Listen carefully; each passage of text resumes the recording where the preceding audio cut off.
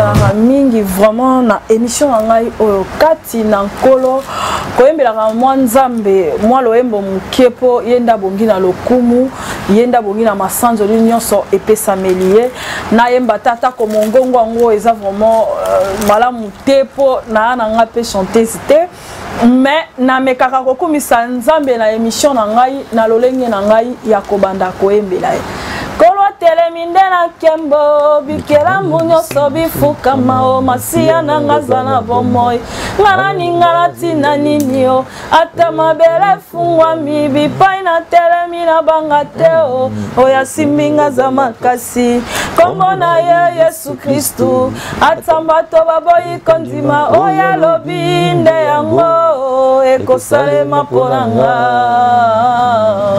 mosungi na ngazali kosala na banga ninio la japonaise moi sambinga mosungi aza kosala okobanga nini Pierre Elviso mosungi no akosala yo okobanga eloko nini Alexis Chikamba nzambe akosala okobanga eloko nini Hervé Bamolo nzambe apambola obisika ozali na bosani lisusu te prophète Gary Kenge nzambe apambola lisusu na mosala kitoko ya nzambe oyo okosala voilà bande konanga kati na nkolo nazo yambela bino moko oyo azali mosali na nkolo po émission oyo toyamba kaka basali na nkolo po émission oyo ezali kati na nkolo sokoza kati na nkolo te vraiment lukanga la émission mosusu mais awa ezakaka kati na nkolo tozo yambela bino moko oyo azosala musana ya nzambe vraiment bino moko boko découvrir ye mbote papa prophète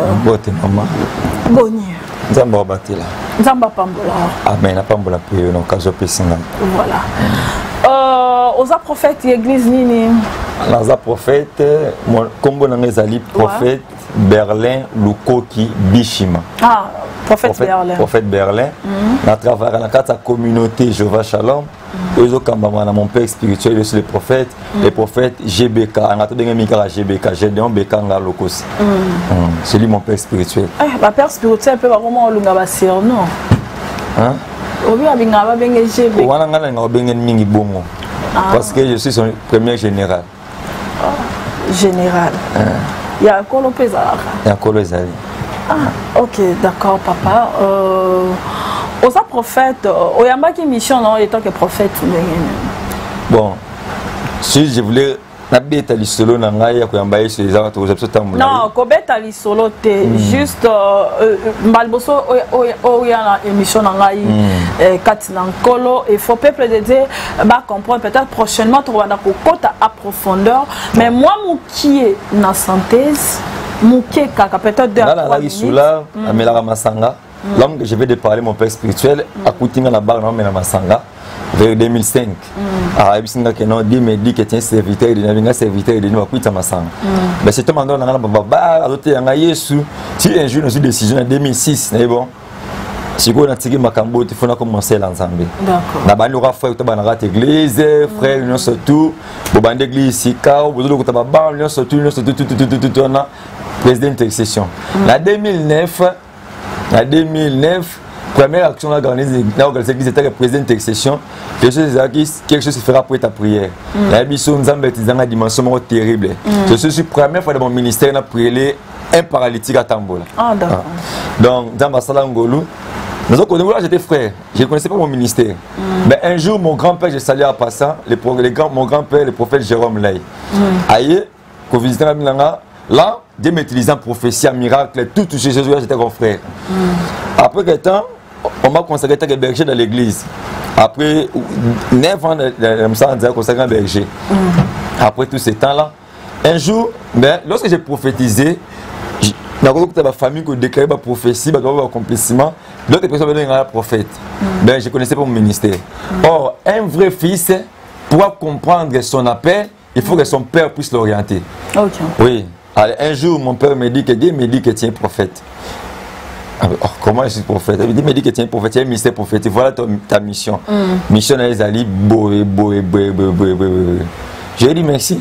Je me souviens, un jour, tu arrives en pleine action, mon grand-père, aka même dans le sola mutute ayabisi ayabisi père na ngabi les lonzamba abi qui est jour moi na auto consacré tant que prophète. OK. Et puis batenga mafuta et tant que prophète et voilà. Mission ya prophète na kati ya etonga na nkolo ezalini. Premièrement, Dieu a établi les 5 ministères. Les 5 ministères comme apôtre, docteur, évangéliste, apôtre, docteur, évangéliste, prophète, pasteur. Tous les 5, tous constituent corps à Christ. Mais chacun de nous a une branche. Lorsqu'un prophète parle, tu veux écouter que celui c'est un prophète qui a été parlé. Donc un prophète, mission de l'église, c'est de révéler premièrement l'église, le temps où l'église était de traverser. Comme l'église de Congo. Et comment traverser, c'est un prophète qui a canalisé le message maintenant l'église qui est dehors. Donc un prophète qui est censé accueillir le temps où l'église traverser dans le moment où vous allez. Un prophète aussi, là dans l'église, de pas l'église corps de Christ. Mais dans l'église que tu as établi comme prophète ou dans une famille, tu es, si tu as besoin de famille, on a pour faire sa solution, orientation. Exemple dans la Bible. Biobi Saoul, même Nathan Akala, c'est celui de notre jour. On a parlé de prophète de la nation Azati. On t'a côté dit Ngazati. Nathan, prophète de la nation Azati. Prophète de la nation Azati, pourquoi? Le prophète de la nation, c'est Jésus-Christ de Nazareth. Prophète de la nation Azati, pour aller. À l'époque en Israël, ceux qui nous allaient côté Namboka, on a eu le prophète. Et puis ça n'a pas passé dans le Congo. Prophète n'a Congo à télé, mais à Congo, il y a le cas sur le Congo. Azati. Au point de côté Namboka, Elisa Zoloba. Roi Zolo parole babi mutua Élise Zambé tinga regardé mutua Élie Élisée ça na mutua mutu nanga pour nous aller côté namboka mais ceci vous n'avez pas prophète mais le lobby sont Congo ils ont pourquoi nous avons les prophètes qui est le plus suprême de tous les temps Jésus-Christ de Nazareth. Mais le prophète qui est le plus suprême et ça Jésus-Christ bien dit mais pourquoi ce Jésus-Christ n'arrive pas à transmettre vous le prophète que vous dites que vous êtes le prophète de l'église vous pouvez s'appuyer sur le signe du moment. Si je voulais parler sur les signes de moment, il a chacun des églises a plusieurs doctrines. Chacun des églises va défendre par rapport au milieu de pasteur, fanatique à Dadi, fanatique à pasteur. Même pasteur, comme je disais que non, c'est difficile à pasteur à Congo de ma prophétie. Ma pasteur est bien au Congo. Je dis que prophète arabe donc ministère au finalement la Congo le ministère prophétique. Et pourquoi? Parce que ma prophète. Banga prophète pour un prophète ça mutu a télémiwana il faut payer sa solution même le solution ça c'est un vrai prophète sur le dit que non solution dans beaucoup na biso même les amoko est-ce que dans ces pays toujours reconnaître que les gens mutu nzamba télémi c'est pas non pour l'ambo pour la solution mboka pour sa maman na ngai il faut le président de l'église de réveil comme ça papa le général Soni Kafuta hein c'est gouvernement Congo qui ne va pas général Soni Kafuta. Église, comment tu as posé une orientation claire. Est-ce que nous avons considéré Kabasa dans Zambie, comme en Nigeria? Pardon de général Rockman, Soni Kafuta. Ces derniers temps, et puis moi, Bamboula et Belé, que le Soni Kafuta a yokanaka vraiment l'issouté na makambu yanzambe. Les églises ça coexistent mais n'engé ça la kala que on sent Soni Kafuta na makambu yanzambe to santa on souté. Bon on a faut interroger mon papa. Wa baba tata. Moi on a droit obéter les soldats tata n'importe qui. Faut papa moi on pas obéter rambonda bakolo ba kobina. Au moins ni problème ça ezali le na Congo.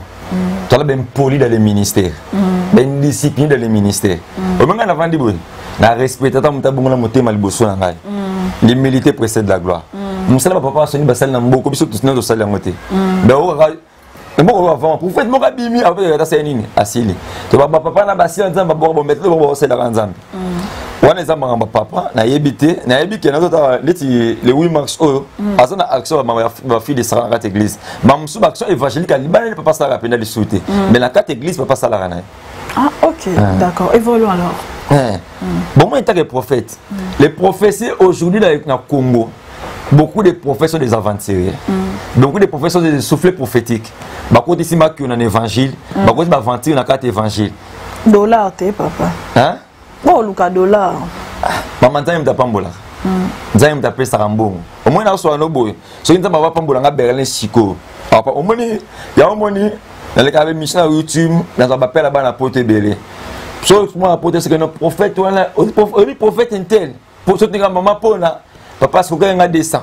asoyenga 300 oyo kwa nini na bana komba na nzambe bazana banza mingi balingi ko za fermité na enseignement nzambe. Maintenant, comment bien le prophète vous a arrivé qu'on peut s'habiller sur le signe de Nazobeta c'était signe vous a clair signe ça pour la papa la moment le signe de temps les vrais signes que ata na kat ne tonga na que on doit comprendre que même na kat l'église tant que prophète moko ozo ata te que nzamba ko lobelo na mambo ka we ko leka mais mambo ko to mambo ko désolé parce que mambo ko monde zaboué maman na ko leka na télévision sans autorisation ngana ko mon père spirituel mambo c'est me ko ngabeta professeur dans l'église en pleine veillée. Mais le cas c'est que la biche pour la biche l'église puis l'église a édifié mais le cas on doit à constater mon condiment quand on a biche comme on est pour les lots pour la valeur professionnelle qu'il faut papa Sony papa Sony t'a mon conseil l'église réveillé il a décidé bon par exemple conseiller président Lukaï ayi boto ka orientation ya nzambe par rapport à mboko président l'église de réveil à Congo papa Sony soit réunir basal nzambe il était président l'église de réveil par exemple ta retraite à resélectionner va sélectionner ba groupe papa groupe bon par rapport à problème il faut aussi que discerner la prophétie il est espère par rapport à son âge et président de l'église de par le belare après fait ça papa la Sony il est ce que là on papa en ça le binanga pour l'église pour le Congo tala musu pour le tala bible zoloba ce qui fera l'autre de ton idée face que ça arrête pas en colo donc ce qui des prophètes comme dire face que ça arrête pas en colo donc pour appeler sa prophétie à Congo il faut monter à ça charger l'église à Congo pour le gouvernement congolais et que ne quoi associer. Ok, bien dit. Maintenant, si étant que prophète, rôle non na kat ne tonga izani. Rôle na kat ne tonga vraiment rôle non rôle était prophète étant que mokambi na kat église to berger na kat ba bribo ko la persécution. Je parle de la prophétie. On parle de la prophétie. Dans le belaka sur le ministère prophétique. Donc dans le belaka rôle il y a prophète. Rôle il y a prophète na kat église. Oui. Tu comprends que na livre il faut de temps la Bible. Oui, pas de problème. Verset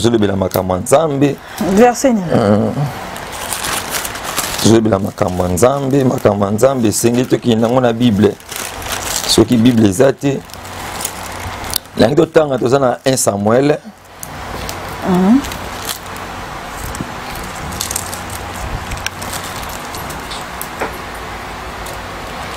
1 Samuel Bible betali solo ya Samuel la coupe abungisi banesi Samuel abungisi banesi L'année sauté pour toujours sur l'émission, la taille 19. Samuel répondit à Saoul, c'est moi qui suis le voyant. Monte devant moi au lieu et vous mangerez aujourd'hui avec moi. Et je te laisserai partir demain et je te dirai où c'est qui s'est passé dans ton cœur. Ne t'inquiète pas. De ta naissance que tu as perdu, il est déjà trouvé car elles sont retrouvées pour qu'il réserve tout ce qu'il y a de précieux en Israël. Ce n'est pas pour toi et pour toute la maison de ton père. Saoul répondit, suis-je pas un Benjamite, de l'un des plus petits des tribus d'Israël, et ma famille est-elle pas le moindre de toute la famille de la tribu de Benjamin? Pourquoi donc me parles-tu de la sorte? Samuel reprit Saoul et son serviteur et le fit entrer dans la salle et leur donna une place à la tête des convaincus qui étaient environ 30 hommes. Samuel dit au circuitaire de la portion que je t'ai donnée en te disant, mais là à part. L'histoire est tellement moulaï. Pourquoi n'attend histoire ou pourquoi pour nous faire comprendre les alliés? Bible Saoul a bungisi papa Saoul a bungisi banès. Atini Saoul a keluka banès. Mais Saoul a keluka banès. Là kutani na Saoul a keluka banès Saoul nesté. Serviteur a dit ça veut dire je connais un voyant qui vit dans ces lieux. Ce qui te coûte à la scène de Sika banès et qui. Lorsque Saoul a dit qu'il n'est pas Samuel. Nzamba a dit ça derrière Samuel. Pour venir derrière Samuel que j'ai envoyé un Benjamin du nom de Saoul. Mais lorsque Saoul a dit pas Samuel. Samuel a dit c'est banès Zoluka et c'est moi depuis 3 jours. Ce mois-là, et c'est pas mon avis depuis 3 jours. Mais il y a un temps où on a nesté, pour la royauté. Donc, un prophète, excusez-moi, ça mouvement, un prophète a zaboué, ou un vrai prophète. De quoi on a un mouvement naïf? Alors qu'il y a une droite. Si vous êtes un vrai prophète dans ta vie, il faut tourner sur la gauche. Je peux m'expliquer? Oui, expliquez-vous. Faire comprendre un peu plus de dire un vrai prophète, sur le côté d'un mouton. Samuel a coûté à Banes, mais la coûté Samuel a coûté à Banes, mais la coûté à Samuel a coûté à destinée. Donc un vrai prophète aux hommes tout dans sa destinée. Là où on a destinée, c'est ça qui a bonheur, c'est ça qui a richesse, c'est ça que les gens oublient aussi. Bah bah parce que les mamans disent que aux ambongo, aux amis tout cas, premièrement c'est pour le royaume des cieux. Si on coûte à nous faire ça, on dit non, au sale, au moins on a bongo le par la prophétie. Pour voir que non. Au moins niveau zomine et ça bien été tala bah le ça m'a ça ka berre comme ça na prophétie na repona aux adzan to le banana ben les a passé bah on minimiser prophétie bah bika prophète à escroc va être aventurier à ce qu'on bon mais rôle la prophète dans l'église c'est qu'on sunga peuple de Dieu dans la pour l'église bon il faut prévenir là on a dans l'église mais le service n'a pourquoi demain parler pour quelques personnes de l'église déjà ben l'homme n'a rien à service pour l'église après service quand la personne professe pour le jeune frère mon ami quand la vie n'a pas na boy le rôle la prophète dans l'église ma ben pas comme la mutu nzambe reprévenir le prophète à l'église que yebisa c'est wa bobeto yebisa c'est quoi que ton temps son temps de la bénédiction comme il prie yebisa donc prophète de l'église a orienté peuple au nzamba pécier na prophétie. Voilà, bien dit, prophète a orienté peuple de Dieu na ndenge au pour le royaume des cieux. Mais l'élo oyo prophétie et comment qu'on se base plus sur la bénédiction. Qui est cerné aux aboyés, nzamba lobelangai, obala poto, otambala mituka, promotion et komata.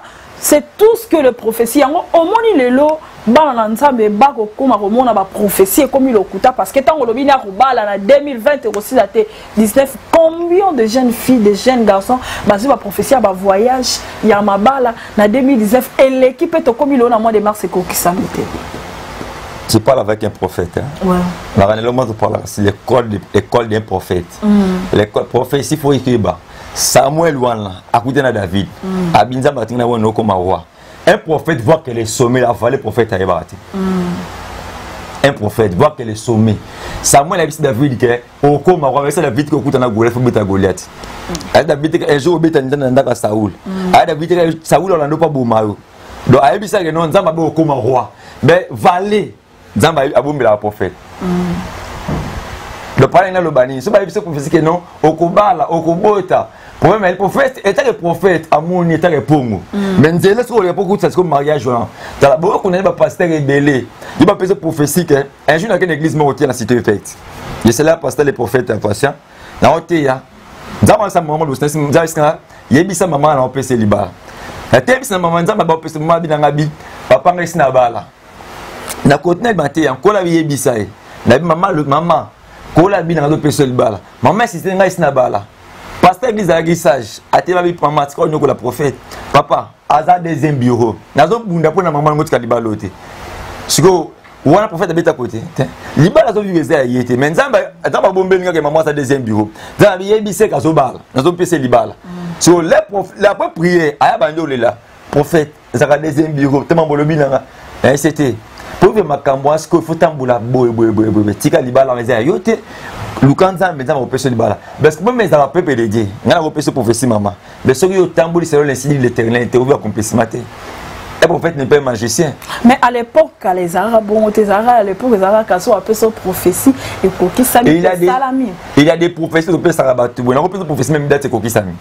Ouais, au moins prophétie, ça dépend de la souveraineté et de la façon que Dieu a libéré.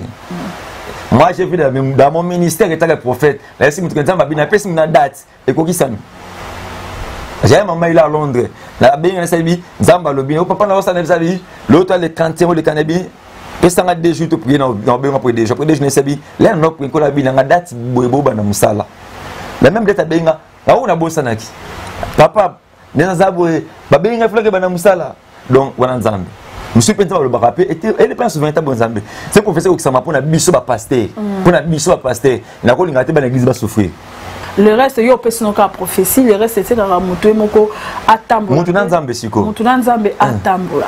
Mais to remona ke ba prophétie alelo e komi ko ta ma bilo ba prophète, bo komi ko travailler na état d'esprit ya moto. Au talika bo jeune fille boyebi ka de a cette classe na za bo bala teta na obete ka mariage. Te wansko be be nango. Boyebi ke non de na za boye bana ba famille ba difficulté ba encore ba kindo ki na Afrique ezanga raté na ba pays na biso ba Afrique.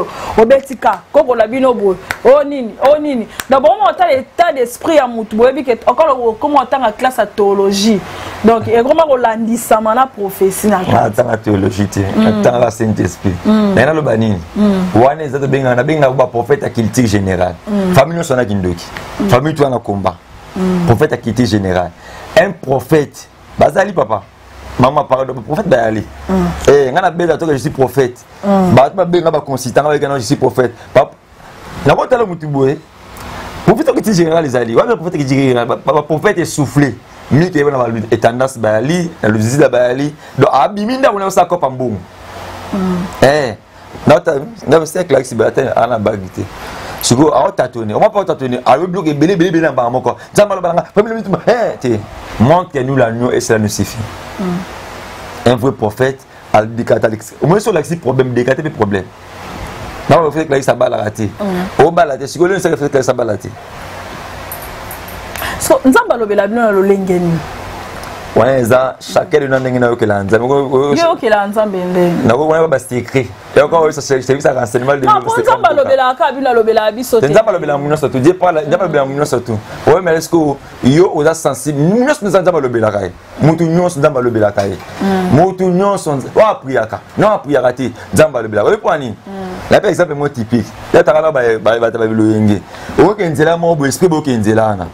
Oba na kesu mambo na bayu na kebo aba se ke no aba ke na bakangi bango to fana na baninga bo sula elimo no tele bakino pale o temo ke na ndako boye o ka bambila bakoyi bakangi bashile babanda wana wana nzamba lobela ke o siko comme na domaine prophétique o multiplier yango o maîtriser sans ce kolo lobela kayo misika ba wana bandoto misika na sensation donc muna mutana plaisir ngana ndenge kolo lobela ngai na ko teka ba secret service à renseignement na ngati wana même ma femme ko yeba ngote même ma fiancée ko yeba même maman ko yeba ngote wana ba secret do ba secret oh ça na on communiquer ngaka Saint-Esprit kana Saint-Esprit Saint-Esprit ya rara lobelio yobi qu'est-ce que se fait que na kati ya etonga bozo prier à peine prière boye prophétie maman bando telemisa ba frère nzamba lobi bo na katsa bato parce que bilo mususu ezala peut-être vie à mutu ezo senga peut-être okuta na rara na yeke ezala étalé boye dans l'église problème ya moko dans la biso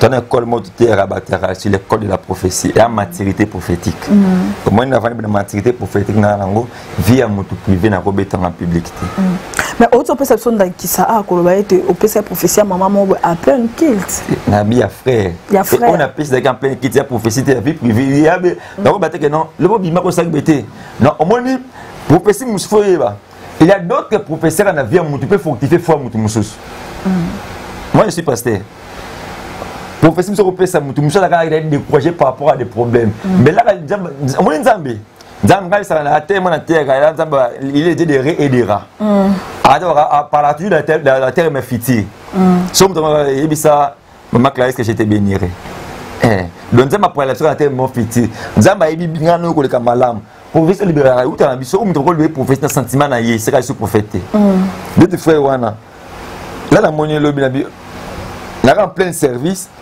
madame bien église la binko la bina yebisa yo et l'année prochaine à travers la compagnie Morobo ya mutu soit disant au sala boé après prière au luka pour moi restant nzambe on nzambe ça lobi nzamba ko sarate après prière ayo luka na prophète ba obi yango na portant no zo buna kan sambo ndo année prochaine na ina gete kele su mutu anti loko na yebi de makambo na fungula ngai do mamu ko lobi ko ko fumika ke no onga pe na penser so pe ko kisama na sa na se pe ko kisama ou me na prière sans nzambe tambo na ko banga nzambe discipline tina sérieux tina viana ki na ngobunga nzamba ko kisama ngamba. Voilà, prophète. Système où comment le long kati na tonga au mona ke kiltinyo soto prophétie ezangate. Kiltinyo soto dans so boye église, faut boye baké ya na tamoro boye ba olexa prophète pas bandoper sa prophétie. Et comment un pasteur mususu na ba songolo par na l'église mususu toleka au moins la pasteur oté à peine culte vraiment oté à ozo même apena peuple de Dieu pour na ba bongo la motema to apambola ba onde ba mesana ko ba recevoir le Saint-Esprit rozala Joseph Anibota rozala Esther rozala roi au moins na prophète ayena litoyi abandi ko souffler yé makambo a lobby pasteur a comme maman désorienter la message a opesa na maté azo pesa po abandi maman opesa prophétie. question on a maîtrise en peu na bien na lobby boy na kende malembe et comment na système moko boy na kati na betonga lelo été il faut chaque culte il faut qu'à prophétie to kende na to si maintenant étape au moins il y a un prophète aujourd'hui j'ai 6 ans dans le ministère prophétique état de prophète Nzamba est une studie. Et arrive à peine à temps où on a vendu bon, on a 7 mois. Nzamba a lobé dans la tête. Mais Nzamba est utilisé dans le domaine monsieur. C'est-à-dire, dans la montagne manipulée en cola, ça te cola souverain. Chaque culte, il faut que professionnel en Nzamba. Même mon père spirituel, comme à temps où c'est que oh mon Dieu, c'est prophète, c'est que là kala, moi c'est prophète, oh ça là kala. Au bout de la église, na ba na ba église, c'est pas bien amiga bishima. Bishima biko sila oikwani ngopwanya sila osakola lisute or bon ba yebité et tant que prophète la ministère des prophètes na vandi boy comme la tamoko professeur comme rare donc c'est des donc comme c'est des moment où il faut utiliser Berlin dimanche ba déclaration prophétique à ma casse c'est-à-dire de Berlin na service miracle de délivrance à ma casse moi on appelle grâce prophétique on fou moi et qui imiter ezali quoi dans le bel na on ça linga le bel mais pas régulièrement chaque kit c'est faut le la prophétie les véritables prophéties, c'est ça. Toi qui me suis sur YouTube. La parole. Les véritables prophéties, c'est la parole de Dieu. Quand la Bible dit, vous connaîtrez la vérité vous affranchira. Soyez mis parole, c'est ça la vérité prophétie. Congolais, problème est dans la mission peuple de Dieu. Tout le monde prophétie n'a pas sa parole. Moi je connais le prophète. Je connais le prophète. Peuple de Dieu n'a pas prophétie. N'a bien que ça m'a répété. Prophétie 5 ans passés comme à Tambo li pe na crête en Zambie, à Bangi pe Zambie wana mais maloba lobi ne koki sang. So wana na so Bible dans Habakkuk, Nzambe sa Habakkuk écrit cette prophétie. Quand la prophétie s'accomplit, la prophétie wana ekoumela. La prophétie s'accomplira dans le temps fixé. La prophétie la accompli dans le temps fixé en colo. Oui, Nzambe est souverain, Nzambe a hérité. Mais ça Nzambe a hérité en autorité. Nzambe ko linga pambula ndeko na ngato na plateau siko ndeko Isidore. Tant ça pambula Isidore siko akopimba. Ah. Faut l'attendre. Ah. Je vous dis que Isidore a affermi à Kuba la maman. On m'a dit là maman Nzambe na ngwa na laki na ngwa soki na yake no ba mususu Nzambe pesa na makambo na ngula pesa na époque na côté na Nzambe leloti. Le temps que mon fa Kuba na Kemba. Donc Nzambe aza le vrai formateur il faut former mutu. Nzambe ayebinga o manya be na yebisa mbe baba na église ba frère église. De vous avez Nzambe na te bila vraie identité. Pour ba vrai même Nzambe na yebisa bana po aning. Soko zimbongo Nzambe ba vraie identité. O mo lo lendo. Musuku ya ngomo muta foxoti. Pour aning Nzambe be ka so pesi muto mo église comme na que église e fa na ba faire. Donc Nzambe ayebika na posta na yo. Ok, merci beaucoup.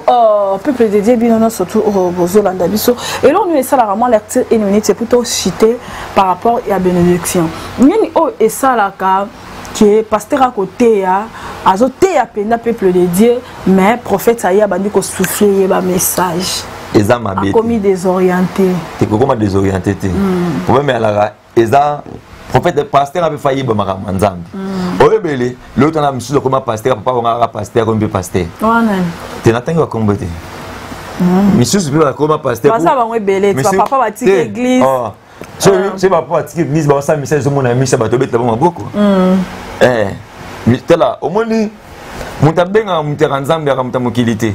So mi benga mi mo mona des règles dans les ministères ba ndoko la chaque fois. Bon ça d'ailleurs moi da okola na kati église azali na formation. Na expliquer aussi ko. Eza musabe na ma pasteur. Auma pasteur pour la frère mo ka umi na kati église. A umeli akomi pasteur. Musabe pasteur papa mo za pasteur, a umi pasteur. Mususu troisième de catégorie eza bato ba Jérémie. On za mabi j'étais connu devant ta mère. Siko trois catégories wana pour muta ça erreur était pas muto nza bona kata maman na.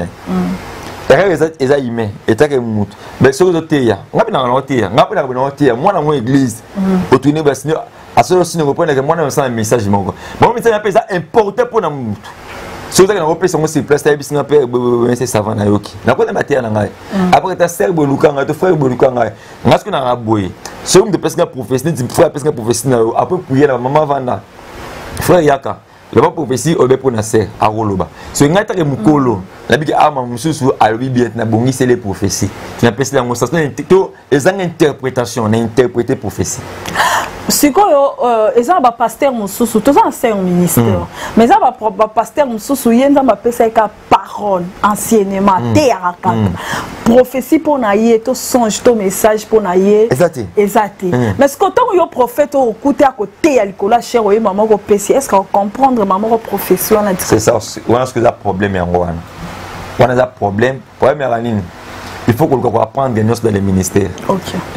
Ngana na prophète ben dans ça effort il y a eu comme ba docteur à parole, ba pasteur évangéliste, na ko tous les 5 ministères pour anime. Et tant que sodo so ke bitumba. Toi to kenda l'église maman. Dans une église nous papa l'extrêmement une église na OP prophétie ya raté. Ah tie so beauté até.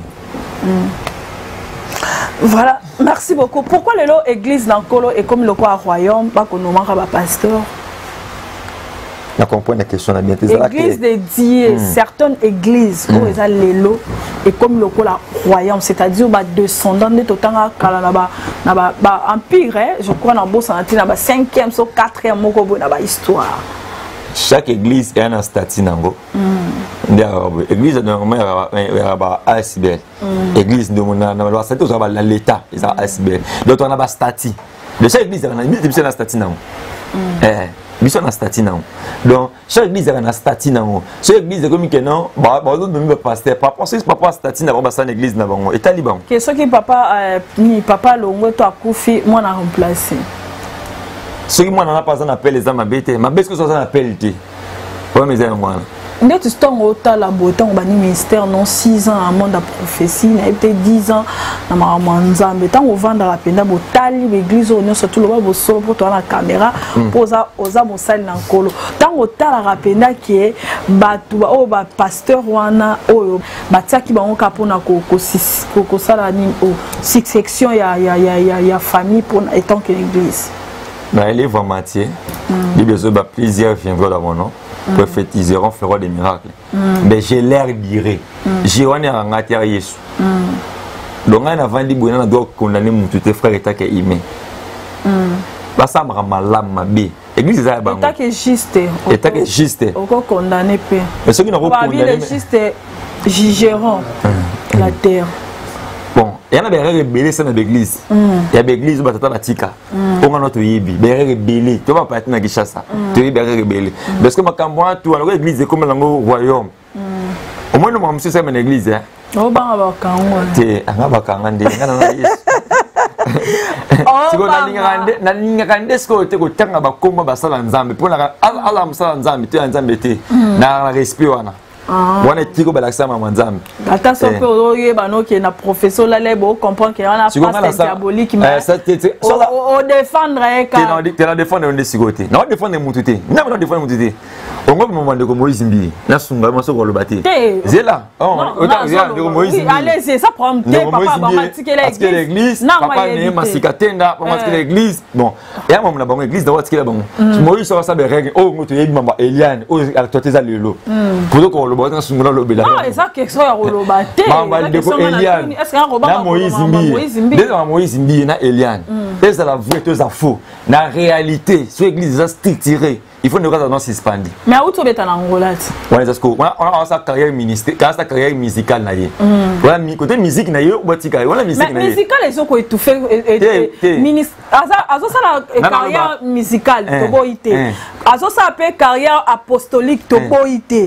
Mais nyonso tout to benga e kaka azana kati parce que même tant agenda royemba yembela biso banzembe mondete s'il vous plaît papa.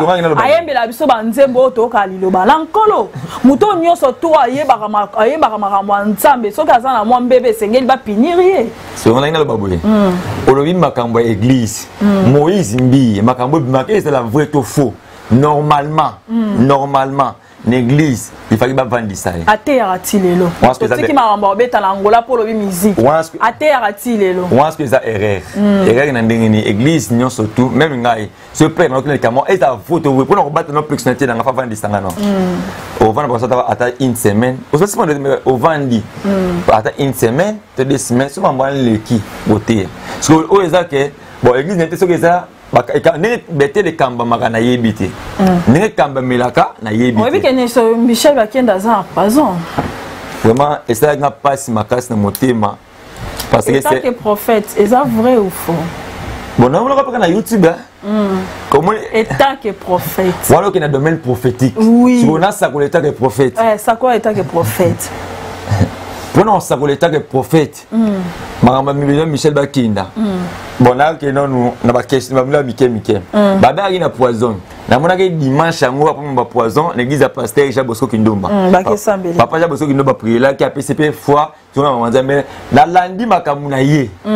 Na mon biscuit montabit quand un poison. De la monnaie, il y a une information.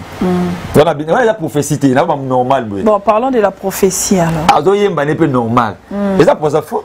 Au moins, ils sont moins bestés. Alors, moi, le moment où écrire les bâtiments, tu as moins de. Ah, nenga loba qui est au yemba li souté moi mitalia lobité pour anina loba on a créé ka poisson pour que la rama.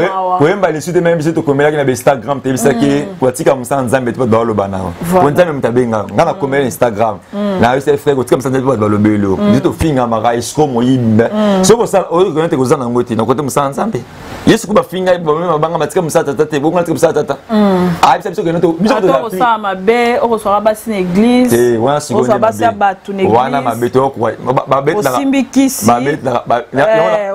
pesa na sa nzambe conseil bokanga yoka permettre kana loba prophète alinga loba siko bokanga betirete na bino na kata église bana nzambe pesa bino baza basi na bino te baza be bilanga na bino te pourquoi na kata église te poko misa bana hôtel ne comme kata église bana église dans l'église wana tala ceux qui vivent dans cette église, j'ai dit à tout le pasteur à ça comme Makamboa, nous avons frappé au plus pire, pour nous humilier plus pire. Dans l'église, et tirette ne fuma mal bossa moi snobala. Ils étaient bossa dans Zambie. Bon de bino batbobala te bino non se retrouver dans ligne mon pasteur Moïse Mbi. Il peut se faire partir. Ne tirette n'angeza ko kangabati jou no bala. Naïba pasteur va lever belé mais maman na séduction on les a pouvoir moi yo kana bisa ouais mais amoko moni berera be ene exacte que ne pourquoi ene wana on peut pas se faire référence moko parce que c'est habite papa Sony aba bota na ba chinois abota pas ne to que référence moko wana ba si sabi maman na yebisa bino exacte pour bino lobby bo sala ngote mais c'est pour lobby bino bo za mayele.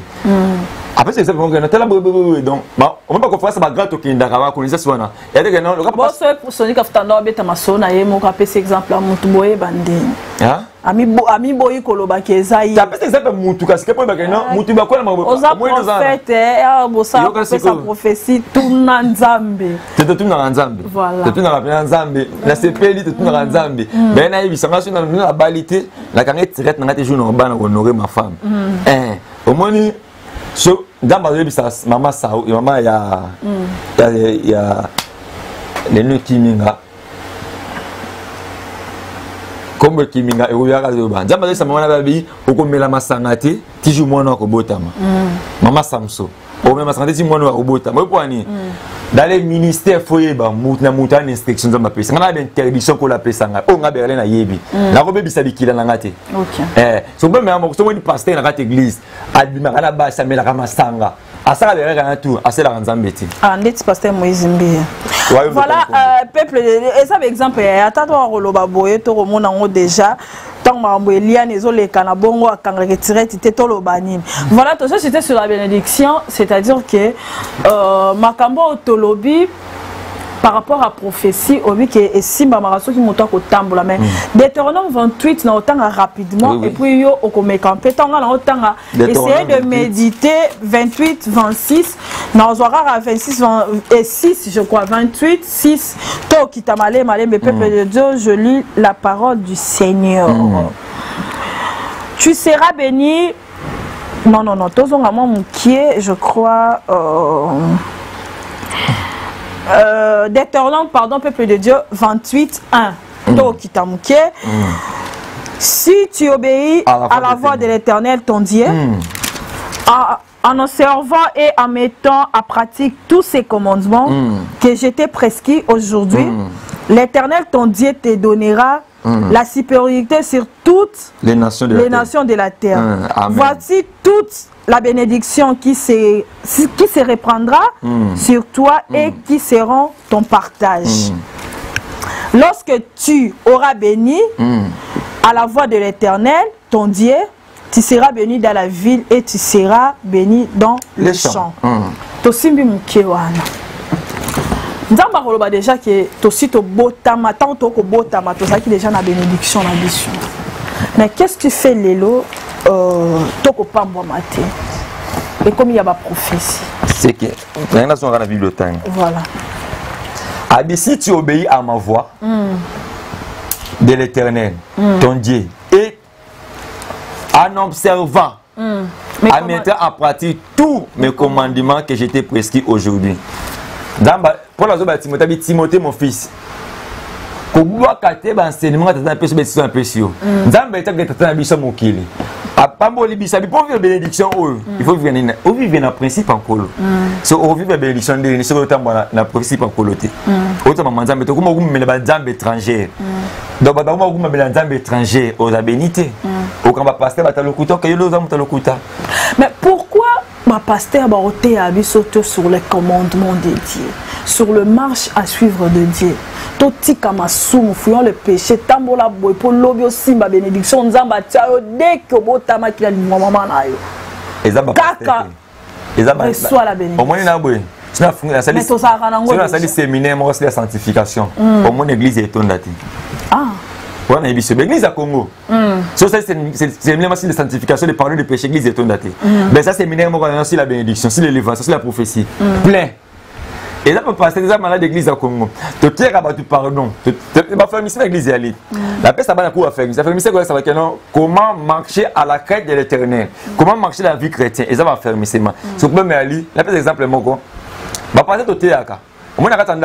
Na boti ba na state na isi lokana mwana moko tamela ka cigarette mwana moko tamela ka bière wana conseil papa na katanda kuti na opesa kwa sababu ba fandi ba ba yoki bele ba malibanda musaka meli bière musabo mela bière donc papa pesa ka conseil mais libanda parce que yonde mwana il faut mettre à pratique l'instruction papa pesio beaucoup de chrétiens dans l'église ba si pasteur bine ça veut dire la porte de l'église ne bâti à qui na habité ouais ça c'est pour passer un problème de psycho il y a ba chrétien dans l'église ba ni ba za affirmer que ba chrétien béré même que la bible était la bénédiction. Comment on l'église à l'église mais pas toi avec sa Bible. Ah l'église avec ma Bible était. Baso makabelo. Ana téléphone Nicolo iPhone 11. Ana iPhone 11. Nicolo ana Samsung Galaxy S11. Donc au moins la téléphone achète 1000 et quelques dollars à mettre Bible oyo. Ah na effort nino beaucoup sala. Ndetinga boy. La décision moi na ABC. Pour na bozongi ça peut. Na ABC moi na moi ça biabi. C'est dans une bonne moi na zela. Na kosoma karta ba Bible. Tu faut que masco kosama msuna mko. Bosala ba enseignement ba prière enseignement oli bosala ka ba prière ya bénédiction. Oli bosala ba campagne ya enseignement oli bosala ka ba campagne ya bénédiction. Pour bénédiction to sa ranango déjà. So bénédiction ranango sko bénédiction ranango faut bango faut ba activer ngoti. Et donc il faut la activer. Mais par les enseignements. Tala. Yesu a outé na bonzambe na ina lola. Mais Faouta na Jean-Baptiste n'est pas activé. Jean-Baptiste n'est pas présenté. Voici la note de qui les péchés du monde. Donc au cause de la bénédiction, il faut passer par activé. Ah d'accord. Voilà, tu as cité Karawana, tu as cité la version tu quitté na 16 peut déjà Deutéronome 1 28 1 aux autres quitté mais surtout 15. Mais si tu n'obéis, parole du Seigneur, pardon. Amen. Si tu n'obéis point à la voix de l'Éternel ton Dieu, tu n'observes pas et ne mets pas en pratique tous ces commandements et toutes ces lois que j'ai prescrits aujourd'hui, voici toutes les malédictions qui viendront sur toi et qui seront ton partage. Tu seras maudit dans la ville. Le lot oyo et le konini et ko sala ke mutatamboli vraiment la commandement ya nzambe te nzambe mo ka lobi oya kotosa maloba na ngate na Deutéronome 1 na maudire même fulu na ye eza maudit. Mais qu'est-ce qui se fait le lot oyo oyebi kende na zabe nga sœur Clarisse na respecter commandement ya nzambe te na za nga déjà maudit pour nzambe ne muta maudire ngai. Parce que yo pasteur ko côté yanga nini pour que malédiction wana o nzamba maudire nga na tamboli na commandement na été elongwa. Non, te pardon. Ah d'accord. La Bible dit si mon peuple s'humilie, la livre est chronique, invoque ma face. Donc, si on peut vous dire, il faut comme. J'aime David. David, la puissance, David, Seigneur, j'ai péché contre toi seul. Si on me contre la malédiction, pardon. Après avoir que Nzambe pardon Nzamba pesi. Okobakisa nini pona azonga suna malédiction o Nzambe atete po Nzambe ndazo modire. Nzambe soka modi Nzamba kana batu na tinda po kolonga malédiction. Banana. Basta dinaye. Là on prédit non pardon. Après le pardon, je vais t'enseigner maintenant mon peuple. Voilà, c'est que Moïse doit être moi dans Israël. Mais à chaque fois, c'est bon ça m'a dit. Moïse ne doit se plaider pas Nzambe. Moi tu auras un texte, c'est à l'ibos ça va dîner pas encore. Dès papa un texte d'après la bicyclette, je sais que vous voulez pas tata. De moins tant que pasteur, il y a un moment où ce sera il pas nous faut prier que notre pardon et tes péchés pardonner. Et tant que pasteur sacrificateur. Mais ce qu'il faut y ngana ibisa muta mala muta kufa na sida bayambiye sakelola ke muta biki na sida zongeli suma be akufa kelifeli bolo o memingana eloko moko boye lelo onde balobaka bandoki balobaka asoswana muta lobi lia na ngai ato lienga so lienga yonde nga ke na ngalola est-ce que muta ko ke lola tabaliye na bandoki il est sacrifié par les sorciers. Est-ce que en compte à l'eau mais soit en compte à l'eau la tasse qui na marche à malam tenanzan. Ça marche à malam donc il est fait là.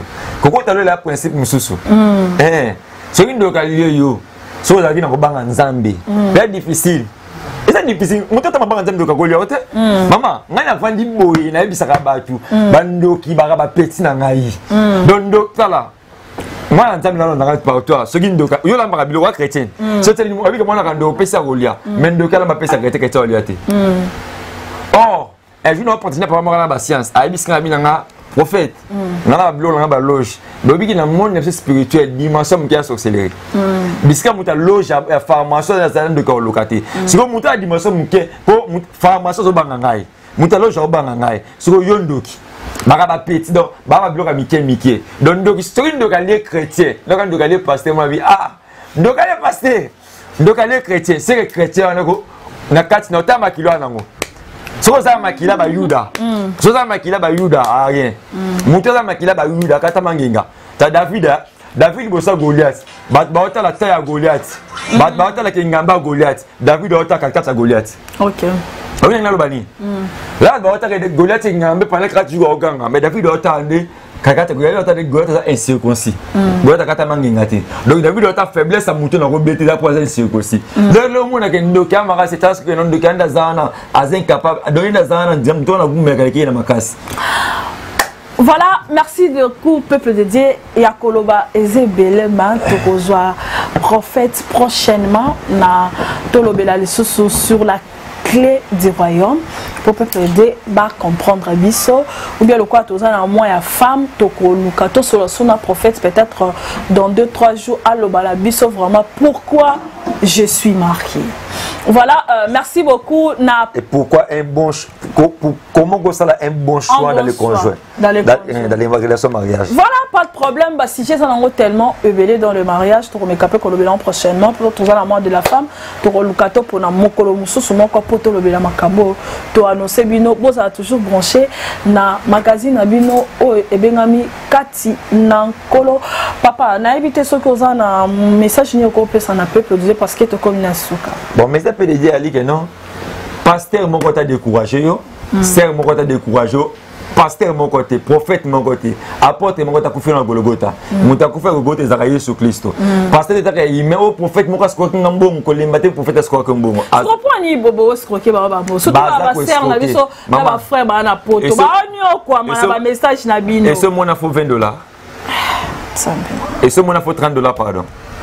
Ozo lo baboye c'est la pression confiance on commence à ba $100 na ba $200 il y a ba ko semer ba $500 au PCP solution ba to chité quoi ngai ba to ba ngai émission parce que ça dépend ngote ba ko to beti même numéro na WhatsApp na pesa ba numéro na contact ngai ba to ba na poto après on est sonné ba biso que non prophète de la c'est nga mutumbo ngote nzambo non c'est la témoin Oui. Pour t'apambola ngai, montre le bossa tambo na vinza même taper ça na somba ngopeti. L'autre ça on t'aime taper ça. Donc t'aime ça va pambola na mukibo. Moi na mukibo, non c'est Michel Boy. Zama ko allo papa na luka. Na luka kayo, ngam te na luka kana mona ka ote. To kutana, apé ça mfele pour pambola nkolo. Nako soko miko teka évangile. C'est que Yeshua zanati. Amen. Un message par rapport à peuple de dire rapidement, une minute. Que Dieu vous bénisse abondamment. C'est votre serviteur, le prophète Berlin Luko Kibishima. Vraiment, mais c'est-à-dire que non, si tu suis cette émission, vous s'abonnez massivement sur cette chaîne. Que Dieu vous bénisse abondamment. À chaque fois que vous avez besoin d'un gars, je suis là disponible. Et donc, c'est le numéro de contact. Vas-y. Le numéro de contact est Ali. Plus 243, 89, 54, 53, 5. Donc, ce que vous avez pour ça, plus 243, 89, 54, 53, 5.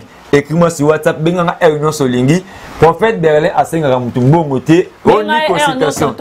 Attends à 3 heures, attends à 2 heures, attends à 4 heures. Donc Benganga fraîche. Boluka bozo ali pamboli kouta et pas papa. Voilà, na pamboli vraiment Pierre Elvis, Nzamba pambola, Nzamba monayo, Nzambe amona et la japonaise, bisiko zali loboko na Nzambe simba yo, loboko na Nzambe e simba lisusu. Papa nangai oyo prophète Gary Kenge Nzambe apambola yo, les morts de Paris Nzambe apambola yo na bosanité Hermo Bamolo. Ah, ya papi Mikombe chef d'état-major. Merci pour notre ordinateur car ma solo oyo bon Nzambe na kolonne rosake topambwama. Voilà, merci beaucoup nalingaka ko clôturer na loyembo pour na bandaka na loyembo. Ceux qui t'ont cru oyemba ta moi nzembo moko ya ko adorer Nzambe pour tolobaka tout genou fléchira lorsqu'on parle de l'agneau immolé. Reçois l'adoration, tu es le roi des rois, notre victoire, tu es dit Seigneur, Emmanuel, gloire à toi,